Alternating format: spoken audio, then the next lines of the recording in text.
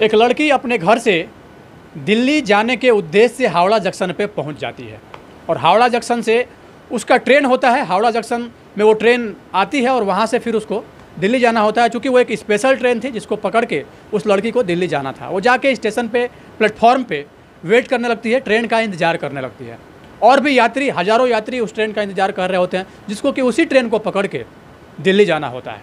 इसी बीच उस लड़की के ऊपर एक लड़के का नज़र पड़ता है और वो लड़की वहाँ पे बैठी थी और उस लड़की को देख के वो लड़का धीरे धीरे उस लड़की के पास जाने की कोशिश करता है, ये सोच के कि आखिर इस लड़की के बारे में थोड़ा मैं जान सकूं कि इस लड़की के साथ कौन जा रहा है, ये कहाँ जा रही है, कहाँ नहीं जा रही है, यहाँ पे ये काफ़ी देर से मायूस क्यों बैठी है। वो लड़का वहाँ से उस लड़की के पास नज़दीक पहुँच जाता है ये जानने के उद्देश्य से कि इस लड़की के साथ कौन है, ये लड़की कहाँ जा रही है, या फिर यूँ कहें कि उस लड़की के साथ रात बिताने के उद्देश्य से वो लड़का उस लड़की के पास पहुंच जाता है। इसी बीच जो ट्रेन दिल्ली जाने वाली थी वो आके हावड़ा जंक्शन पे लग जाती है। वो लड़की वहाँ से अपना बैग उठाती है और वो स्लीपर कोच की ओर जाने लगती है। उसको स्लीपर कोच की ओर जाता देख वो लड़का भी उसके पीछे पीछे हो जाता है और इसके बाद जिस स्लीपर बोगी में वो लड़की इन करती है, एंटर होती है, उसी स्लीपर बोगी में वो लड़का भी पीछे पीछे एंटर कर जाता है। अब आखिर उस लड़के का उद्देश्य क्या था, उस लड़की के पीछे पीछे जाना या फिर उस लड़की के बोगी में ही जाना, ये हम आगे कहानी में बताएंगे। यकीन मानिए पूरे घटना को आप सुनेंगे, ये घटना पूरी तरह से आपको झकझोर देगी। ये घटना आपके दिल को छू के निकल जाएगी। यूपी बरेली के रहने वाले प्रदीप की शादी वेस्ट बंगाल की एक लड़की रोशनी के साथ बड़े ही धूमधाम से हो जाती है। शादी के महज 2 साल बाद ही इन दोनों का तलाक हो जाता है। यह अब जबकि ये बात है उससे 8 साल पहले इन दोनों का तलाक हो गया होता है। और अगर शादी की बात करें तो टोटल शादी का 10 साल बीत जाता है और उसके बाद की ये घटना है। वो लड़की, वो उसकी तलाकशुदा पत्नी थी जो कि दिल्ली जा रही थी और वो लड़का जो कि उसके पीछे जाने की कोशिश कर रहा था, उससे बात करने की कोशिश कर रहा था, उसके साथ एक रात बिताने की कोशिश कर रहा था, उसके साथ और कौन जा रहा है इस बात को जानने की कोशिश कर रहा था। वो लड़का उसका तलाकशुदा पति प्रदीप था। जब वो लड़की निर्धारित कोच में निर्धारित बर्थ पे जाके बैठने की कोशिश करती है, इसी बीच वो लड़का भी धीरे धीरे पीछे से पहुंच जाता है और वो बीच में खड़ा होकर देखने लगता है कि इस लड़की के साथ या फिर तलाकशुदा जो हमारी पत्नी है रोशनी के साथ आखिर कौन है और ये रोशनी कहाँ जाएगी। तमाम तरह के सवाल उस तलाकशुदा जो पति प्रदीप होता है उसके मन में आने लगता है। कुछ यात्री आते हैं जो कि उस सीट पे बैठने की कोशिश करते हैं, जो कि पहले से रिजर्व रोशनी के लिए लोअर सीट था। तो जैसे ही कोई भी यात्री आके उस सीट पे बैठने की कोशिश करता है, रोशनी उसको साफ साफ मना कर देती है और बोलती है नहीं, ये सीट मेरा है, ये बर्थ मेरा है, मैं यहाँ पे किसी को बैठने नहीं दे सकती। इसी बीच में कुछ लोग और भी आते हैं। कुछ लोग कहते हैं कि मुझे 2 स्टेशन बाद उतर जाना है, कुछ लोग ये कहते हैं कि 2 घंटे में मैं उतर जाऊँगा। इस बात पर साफ साफ रोशनी मना कर देती और बोलती कि ये सीट मेरा है, हमारी तबीयत ठीक नहीं है, मैं थोड़ी देर में सोने जाऊँगी। भी चीज़ें हो रही थी। प्रदीप दूर से खड़ा इस सारी हरकत को देख रहा था। जैसे ही ट्रेन खुलती है, प्रदीप भी धीरे धीरे उसी बर्थ पे जाके बैठने की कोशिश करता है और अपना बैग निकाल के उस सीट पे रखने की कोशिश करता है और सीट पे रख देता है। जैसे ही उस सीट पे बैग रखता है, रोशनी मना करती है और बोलती है यहाँ से बैग हटाओ, ये बर्थ मेरा है, ये सीट मेरा है, मैं यहाँ किसी को अलाउ नहीं कर सकती। इस बात पर प्रदीप बोलता है थोड़ी देर में 1-2 स्टेशन के बाद मैं उतर जाऊंगा, क्योंकि हमारा बर्थ मुझे मिल नहीं पाया है। बाकी अभी कौन सा आपके सोने का टाइम हो रहा है मैडम। जैसे ही रोशनी प्रदीप को पलट के देखती है तो वो शौक रह जाती है और आंखों ही आंखों में इशारा कर दी है कि बैठ जाओ। प्रदीप अपना बैग वहाँ पे रखता है और बैठ जाता है। अब दोनों के मन में एक दूसरे के लिए कई सारे सवाल थे, लेकिन दोनों में से कोई भी ये बात बोलने के लिए तैयार नहीं था। पहले कौन बोलेगा, वो लोग दोनों इस बात का इंतज़ार कर रहे होते हैं। ना तो रोशनी बोलती है और ना ही प्रदीप बोलता है। लेकिन जब ट्रेन वहाँ से खुलती है, इसी बीच प्रदीप रोशनी से बोलता है कि दिल्ली कब से रह रही हो, कि मैं पहली बार जा रही हूँ। फिर प्रदीप बोलता है दिल्ली इलाज करवाने जा रही हो क्या। इस बात पे फिर रोशनी कहती है कि मैं क्यों इलाज कराने जाऊँगी, मुझे क्या हुआ है, मुझे क्या प्रॉब्लम है जो मैं इलाज करवाऊँगी। वो तो इस बात पर फिर प्रदीप कहता है उससे, चूँकि तुमने कहा था कि तुम्हारी तबीयत ठीक नहीं है, जो भी यात्री आके तुम्हारे वर्थ पे सीट पे बैठने की कोशिश कर रहे थे उनको तुम बोलती थी कि तुम्हारी तबीयत ठीक नहीं है, तो मुझे लगा कि हो सकता है तुम इलाज करवाने दिल्ली जा रही होगी। तो बोले कि नहीं, मेरी तबीयत बिल्कुल ठीक है, मुझे क्या होगा जो मैं इलाज कराने जाऊँगी। थोड़ी देर दोनों शांत रहते हैं। इसके बाद रोशनी पूछती है प्रदीप से कि आप कहाँ जा रहे हो।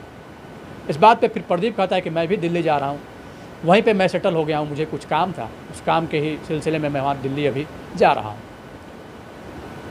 बातचीत का सिलसिला आगे चलते रहता है।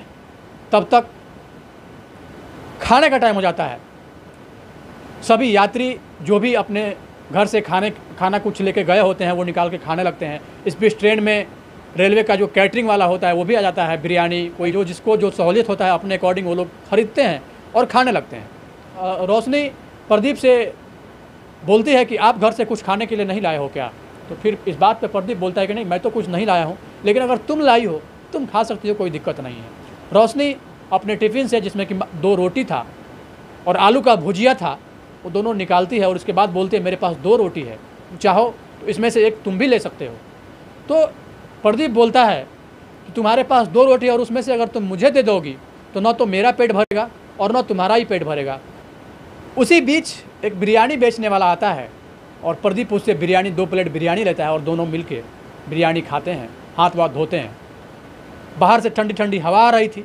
इस बीच रोशनी अपने बैग से एक ऊनी शॉल निकाली और एक कंबल निकाली, कंबल को नीचे बिछाई और ऊनी शॉल निकाल के अपने तन को ढक ली। ट्रेन अपनी रफ्तार से धीरे धीरे आगे बढ़ते जा रहा था। इसी बीच रोशनी कुछ बोलना चाह रही थी, वो बोल नहीं पा रही थी, कुछ पूछना चाह रही थी लेकिन वो पूछ नहीं पा रही थी। सेम प्रदीप की भी वही स्थिति थी। प्रदीप भी कुछ और पूछना चाह रहा था लेकिन वो पूछ नहीं पा रहा था, वो कुछ बोल नहीं पा रहा था।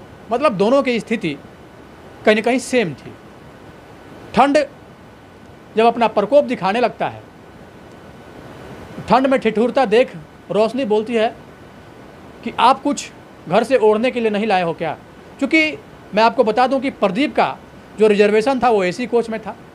इस वजह से जब वो घर से निकला तो कुछ लेके अपने लिए वहाँ पे नहीं गया था, क्योंकि एसी कोच में हर कुछ मिलता है, ब्लैंकेट बेडशीट वगैरह हर कुछ मिलता है। तो इस बात को ध्यान में रखते हुए अपने घर से वो कुछ लेके प्रदीप नहीं गया था। क्योंकि उसकी पत्नी वहाँ पे मिल गई थी, तो वो किसके साथ रह रही है, उसका लाइफ पार्टनर कौन है, उसकी वर्तमान स्थिति क्या है, इन सारे बातों को जानने के लिए, या फिर यूँ कहें कि दिल्ली तक का यात्रा अपने तलाकशुदा पत्नी के साथ बिताने के लिए वो पीछे पीछे उसके बर्थ में चला जाता है और एसी में जो उसका टिकट होता है वो एसी में नहीं जाके स्लीपर की यात्रा अपने पत्नी के साथ कर रहा होता है।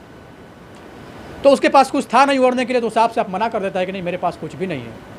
जब उसको ठंड लगने लगता है तो फिर रोशनी के पास जो ब्लैंकेट था वो ब्लैंकेट उसके पैरों पे रखती और बोलती है थोड़ा सा आप भी कवर कर लो और मैं भी कवर कर लेती हूँ और हम लोग इसी में एडजस्ट करके आगे चले जाएंगे, क्योंकि सर्दी बहुत ज़्यादा है और अगर नहीं ओढ़ोगे तो सर्दी लग जाएगी, ठंडी लग जाएगी। इस बात पे प्रदीप बोलता है कि नहीं, मुझे सर्दी लगती ही नहीं है, कि ठंड के दिनों में हमारी किसी से लड़ाई हो गई थी और जब लड़ाई हुई उसी समय से मुझे ठंड नहीं लगती है। दरअसल मामला ये था कि जब दोनों पति पत्नी एक साथ रह रहे थे, मतलब उन 2 सालों के दौरान, शादी का जो स्टार्टिंग का 2 साल इन दोनों का साथ में बीता था, उन 2 सालों के दौरान एक बार रजाई के लिए पति और पत्नी के बीच में लड़ाई हो रहा था। मतलब प्रदीप अपनी ओर खींच रहा था और रोशनी अपने ओर खींच रही थी। ये खींचातानी के बीच में जब रोशनी को लगा कि शायद वो कंबल या फिर ब्लैंकेट वो अपनी ओर रजाई नहीं खींच पाएगी, वो बाहर चली जाती है और वहाँ से जाके पानी ला के रजाई पे डाल देती है। और इसके बाद पूरी रात उन दोनों को बिना ब्लैंकेट के, बिना रजाई के गुजारना पड़ता है। और ये बात जैसे ही प्रदीप बोलता है तो वो हंसने लगती है और इस बात पे बोलती है कहीं ना कहीं उसमें भी शायद आपकी ही गलती रही होगी। तो फिर प्रदीप बोलता है उसमें मेरी क्या गलती रहेगी, कंबल के लिए, रजाई के लिए लड़ तुम रही थी, लड़ाई जब ख़त्म हो गया उसके बाद तुम ला के पानी डाल दी, न तुम्हारे पास वो ब्लैंकेट गया न मेरे पास आया और हम लोगों को रात भर ठिठुरना पड़ा था। दोनों अतीत की यादों में खो जाते हैं। 2 साल के बीच जो भी इन लोगों के बीच एक अच्छा पल बीता था, उन पल को याद करके दोनों भावुक हो जाते हैं। दोनों एक दूसरे के बारे में जानने की कोशिश करते हैं। रोशनी पूछती है कि दिल्ली में तुम क्या करते हो। दिल्ली में मैं इसलिए रहता हूँ कि घर में या फिर समाज में, क्योंकि मैं शराब पीता था बहुत ज़्यादा और शराब पीने के वजह से जो भी चीज़ें हो रही थी सब लोग हमें अलग दृष्टि से देख रहे थे। माँ पिताजी की अगर मैं बात करूँ तो हमारे इस हरकत से वो लोग भी परेशान हो गए थे। कहीं ना कहीं धीरे धीरे वो लोग बीमार होते गए, और जब बीमार हुए तो पहले तो पिताजी चले गए, गुजर गए, और इसके बाद फिर कुछ दिन के बाद माँ भी इस सदमे को नहीं झेल पाई, माँ भी गुजर गई।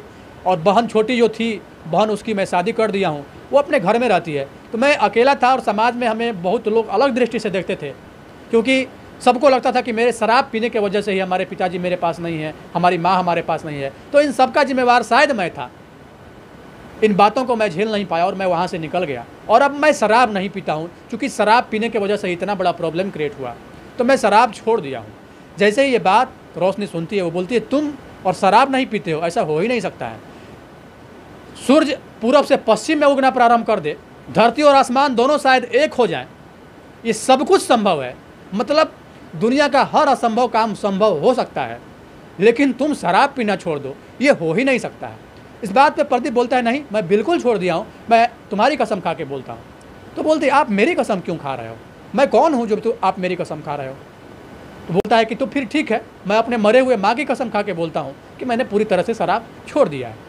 जैसे ही वो अपने माँ का कसम खाया, रोशनी को भरोसा हो गया, विश्वास हो गया, ट्रस्ट हो गया, क्योंकि शराब ही एक वजह था जिस वजह से इन दोनों के बीच तलाक हो गया था। खैर, सफ़र आगे बढ़ रहा था।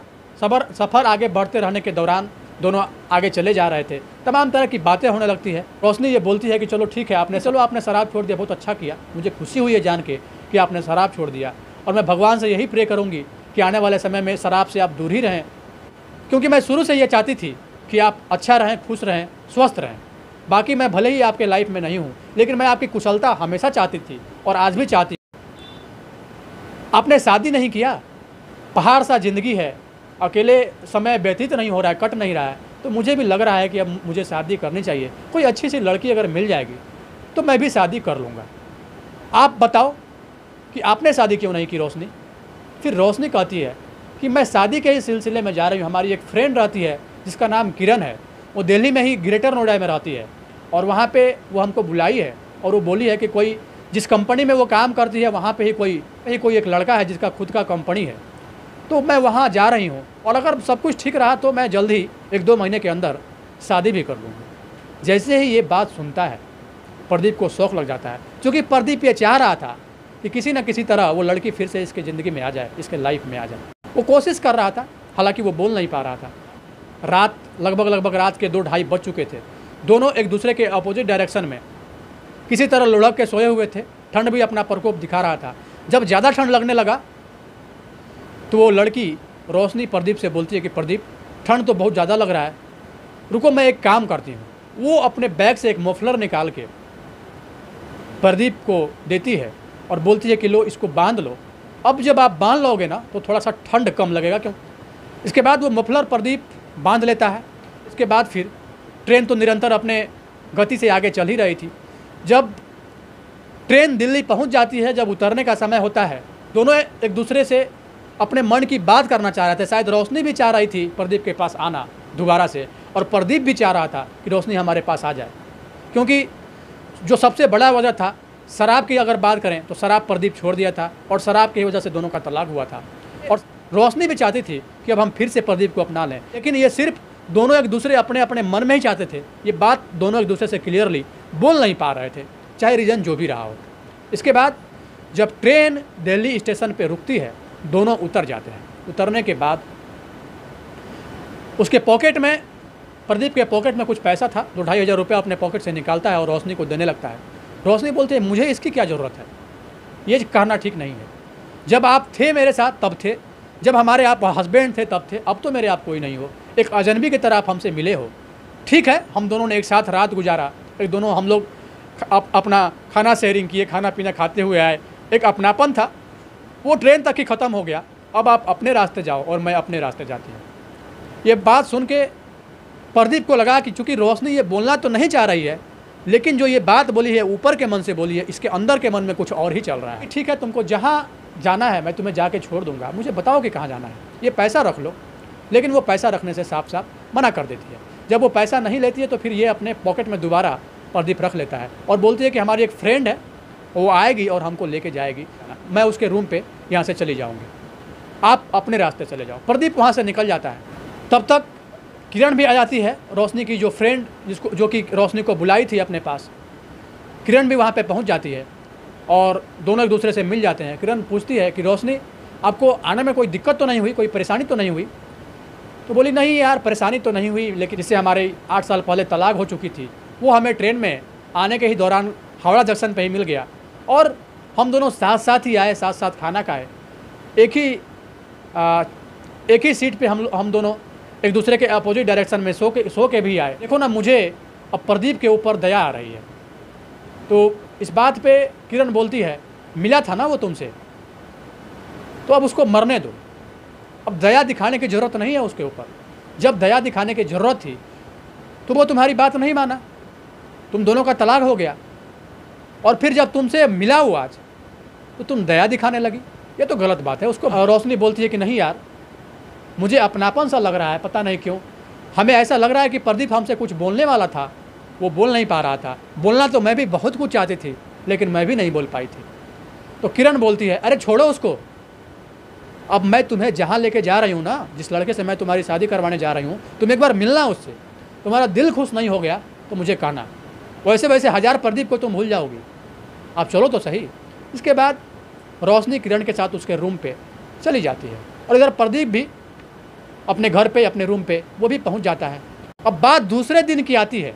किरण जिस ऑफिस में काम कर रही थी वो एक जीन्स का फैक्ट्री था। उस जीन्स के फैक्ट्री में किरण रिसेप्शनिस्ट का काम करती थी और वो जीन्स का जो फैक्ट्री था वो प्रदीप का जीन्स का फैक्ट्री था। प्रदीप उस फैक्ट्री का मालिक था, मतलब मैनेजिंग डायरेक्टर उस कंपनी का वही था, या फिर यूँ कहें कि वो कंपनी ही खुद का प्रदीप ने खड़ा किया था। उस कंपनी में 40 से 50 स्टाफ काम कर रहे थे और उस कंपनी में ही एज ए रिसेप्शनिस्ट किरण काम करती थी। और प्रदीप से ही वो बोली थी कि सर, अगर आपको शादी करना है तो हमारी एक फ्रेंड है, बहुत अच्छी फ्रेंड है, गरीब घर की है, कुंवारी है, शादीशुदा नहीं है, आप चाहो तो मैं उसको बुला दूँगी। तो ये बात सुन के प्रदीप उसको मना नहीं करता, बोलता है ठीक है बुलाओ, मैं उससे एक बार बात करूँगा, मिलूँगा, देखूँगा, और अगर जज गई ठीक ठाक लगा तो शादी तो मुझे करनी ही है। आज प्रदीप के कहने पे किरण रोशनी को दिल्ली बुलाई थी। 10 बजता है, प्रदीप आता है, अपने चैम्बर में जाता है और वहाँ पे बैठे रहता है। किरण भी रोशनी के साथ उस कंपनी में पहुँच जाती है। प्रदीप अपने चैम्बर में बैठा रहता है, ये एज ए रिसेप्शनिस्ट है, ये फ्रंट ऑफिस में काम करती है, और रोशनी को लेके कंपनी में आ जाती है। और इसके बाद प्रदीप को वहाँ एक लैंडलाइन फ़ोन होता है, उसी लैंडलाइन फ़ोन को उठा के प्रदीप को फ़ोन करती है और बोलती है, सर, जिस लड़की के बारे में मैं आपसे बताई थी वो लड़की आ चुकी है, आप मिल लीजिए ना, मिलना चाहेंगे आप उससे? इस बात पे प्रदीप बोलता है, क्यों नहीं, ज़रूर मिलना चाहूँगा, आप लेके ऑफिस में आ जाओ। तो रोशनी और किरण, आगे आगे किरण और पीछे से रोशनी प्रदीप के उस ऑफिस में पहुँचते हैं, जिस ऑफिस में प्रदीप एज ए MD अपनी जिम्मेवारी निभा रहा होता है। इसके बाद प्रदीप से परमिशन लेने के बाद किरण उस ऑफिस में एंटर करती है और इसके बाद पीछे पीछे रोशनी भी एंटर करती है। जैसे ही प्रदीप रोशनी को देखता है वो अवाक रह जाता है, अरे रोशनी, आप यहाँ पे कैसे? फिर रोशनी भी पूछती है, आप यहाँ पे कैसे? मतलब दोनों एक सेकंड के लिए दोनों को देखते रह जाते हैं और रोशनी भी ये देख के आश्चर्य में पड़ जाती है। इसके बाद प्रदीप रोशनी को इशारा करता है, मतलब चुप रहिए, अभी कुछ भी नहीं बोलना है तुम। प्रदीप किरण से बोलता है कि किरण, ये वही लड़की है, तुम्हारी फ्रेंड तो बहुत अच्छी है लेकिन एज ज़्यादा लगता है, ऐसा लग रहा है कि ये शादीशुदा है, तुम तो बोली थी कि कुंवारी है। इस बात पे किरण बोलती, नहीं सर, मैं कसम से बोल रही हूँ ये कुंवारी ही है, आप नहीं है आपको भरोसा तो आप पूछ लीजिए। प्रदीप हंसने लगता है और बोलता है, अरे पागल, ये लड़की कोई और नहीं बल्कि ये वही लड़की है, ये मेरी वही तलाकशुदा पत्नी है और मैं इसके साथ ही ट्रेन में कल आया हूँ। कहीं तुम मेरे बारे में भी तो ये नहीं बताई हो कि मैं भी कुंवारा हूँ, मैं भी शादीशुदा नहीं हूँ। इस बात पे किरण बोलते, नहीं सर, इतना भी मैं झूठ नहीं बोलती। और थोड़ा सा कहीं ना कहीं इस बात को लेकर आत्मग्लानि होने लगती है कि वो प्रदीप से झूठ बोली थी कि वो कुंवारी लड़की है जिसका कि मैं आपसे शादी करवा रहा हूँ। इसके बाद प्रदीप सारा बात बताता है कि ये वही लड़की है जिससे हमारा 8 साल पहले तलाक हो चुका था। फिर वो रोशनी से बोलना प्रारंभ करता है कि रोशनी, अगर तुम चाहो तो तुम किसी से भी पता कर सकती हो मैं शराब पीना छोड़ दिया हूँ, मैं अब शराब नहीं पीता हूँ। हमारे जितने यहाँ पे स्टाफ हैं, सारे के सारे मेरे स्टाफ हैं। तुम किसी से भी, तुम अकेले जाओ और जाके पूछना कि क्या मैं शराब पीता हूँ, या फिर हमारा यहाँ का बिहेव क्या है, मैं कैसे रहता हूँ, हमारा दिनचर्या क्या है। मेरे बारे में अगर कोई भी अगर एक भी बैड हैबिट बताएगा तो फिर तुम आके हमसे कहना। इस बात पे रोशनी बोलती है, मुझे अब किसी से कुछ भी पूछने की और किसी से कुछ भी कहने की ज़रूरत नहीं है। मैं सारी सच्चाई जान गई हूँ। गलती उस समय मेरी भी थी कि स्टार्टिंग का शादी का जब 2 साल हुआ तो मैं आपको समझने की कोशिश नहीं की। मैं अगर चाहती तो उस समय भी आप शराब छोड़ सकते थे। मैं आपको अच्छे से समझ नहीं पाई और जल्दबाजी में मैंने अपना डिसीजन दिया कि मुझे तलाक लेना है, और आपने भी इस बात के लिए अपनी सहमति दे दी और हम दोनों का तलाक हो गया। लेकिन वो एक समय था, वो गुजर गया। अब मैं फिर से आपके साथ आपके लाइफ में आना चाहती हूँ और ये दोनों कह के आपस में लिपट जाते हैं। एक समय निर्धारित होता है, उस समय में दोनों की शादी, कंपनी के जितने स्टाफ होते हैं उन सब के मौजूदगी में इन दोनों की शादी बड़े ही धूमधाम से हो जाती है। बाकी इस घटना को सुनाने का मेरा उद्देश्य किसी के भावनाओं को आहत करना नहीं, किसी के अंतरात्मा को ठोस पहुंचाना नहीं, बल्कि ये बताना था, ये जताना था, ये आप लोगों को एहसास कराना था कि आज के जो आधुनिक युग के लड़के और लड़कियां होती है, एक दूसरे को समय दिए बिना, एक दूसरे को जाने बिना जल्दबाजी में इस जजमेंट पे पहुंच जाते हैं। जब स्टार्टिंग में एक दूसरे को अगर समय दिया जाए तो कहीं ना कहीं ये रिश्ता बच सकता है, लेकिन वो रिश्ता बचने के बजाय तलाक तक जाके पहुंच जाता है। इस सब में लड़का और लड़की दोनों की गलती होती है। प्रारंभ के दिनों में दोनों को एक दूसरे के साथ समय बिताने की ज़रूरत होती है, दोनों को एक दूसरे को समझने की ज़रूरत होती है, तब जाके कोई भी रिश्ता आगे बच सकता है, तब जाके आगे कोई भी रिश्ता चल सकता है। बाकी इस पूरे घटनाक्रम को लेके आपकी क्या राय है, अपनी राय निष्पक्षता के साथ कमेंट बॉक्स में ज़रूर करें। बहुत बहुत धन्यवाद। आप लोग जुड़े हुए थे जनतक न्यूज़ के साथ।